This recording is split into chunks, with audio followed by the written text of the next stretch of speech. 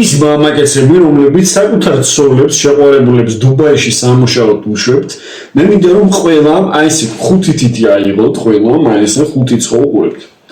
ყველამ აი ეს 5 თითი კარგად აიღოთ, აი ეს ყველებში კარგად ამოიღოთ და საკუთარ თავს შეეკითხოთ ხართ თუ არა გეები. აი როდესაც შენ შეყვარებულს უშვებ დუბაიში და აქედან რაღაცებს უაიქებ შეჩემა, იმიტომ რომ ის გოგო არ ვიცი იახტებიდან აი ლამბორჯინის იახტიდან რომელიც ღირს 8 მილიონი დოლარი კონორ მაგრეგორს როგორც იმ იახტიდან დებს სურათებს. და შენ დარწმუნებული ხარ რომ იმას უკნიდან არავინ არ უკაკუნებს? შენ დარწმუნებული ხარ რომ აპლოდისმენტების ხმა არის ის?